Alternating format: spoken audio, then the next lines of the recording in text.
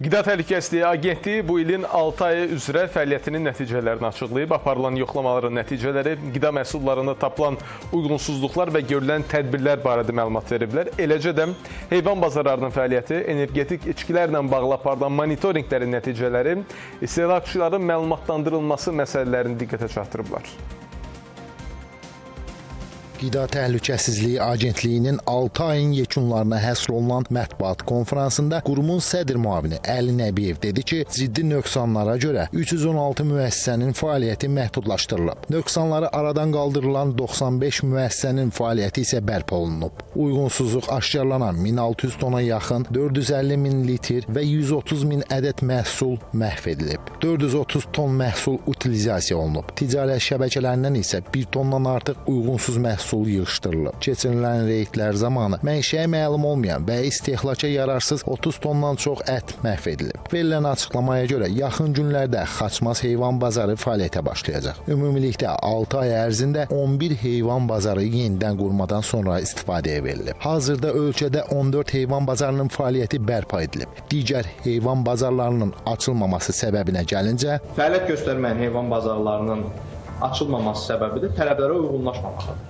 O istiqamətdə heyvan bazarları tədbirlər görməkdədir. Hazırda uyğunlaşdırma tədbirlərini davam etdirən bazarlar mövcuddur. Məsuliyyətlə bu məsələyə yanaşan sahibkarlarımıza da minnətdarlığımızı bildirmək istəyirik ki, ən qısa müddətdə operativ tədbirlər görüblər. Konferansda bildirildi ki, yeniyetmələr arasında energetik içkilərin istehlakının artması ilə bağlı 500 nəfər arasında sorğu aparılıb. Nəticəyə əsasən iştirakçıların 72%-i energetik olmayan içkiləri qablaşdırmasına və vizual görünüşünə görə energetik içki hesab edib. Qida Təhlükəsizliyi Agentliyinin apardığı monitorinq və laborator analizlərdə bu nəticələri təsdiqləyib. Araşdırma zamanı məhsulların yarıdan çoxunun qablaşdırılmasında güc və enerji simvolu kimi təqdim olunan vizual elementlərdən istifadə olunduğu müəyyən edilib. Bu cür uyğunsuzluqlar digər qidaların etiket məlumatında da müşahidə olunub.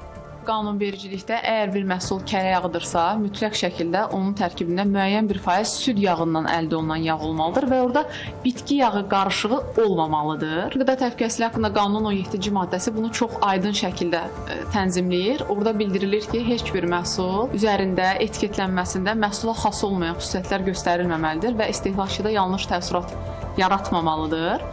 Tədbirlər çərçivəsində bazarlarda etiketsiz satılan ağartı məhsulları etiketlənəcək. Proses əvvəlcə Bakıda, Yaşıl bazarda başlayıb, tədricən region bazarlarını da əhatə edəcək. Bundan başqa, o da qeyd olundu ki, arıqlama məhsullarının tərkibində insan sağlamlığı üçün ciddi təhlükə yaradan maddələr aşkar edilib. Nəzarət tədbirlər zamanı bir sıra sosial şəbəkə platformalarında şəxsi istifadə məqsədi ilə ölkəyə gətirilən və ya poçt vasitəsilə sifariş olunan qida məhsulları qanunsuz şəkildə satışa çıxarıldığı aşkarlanıb.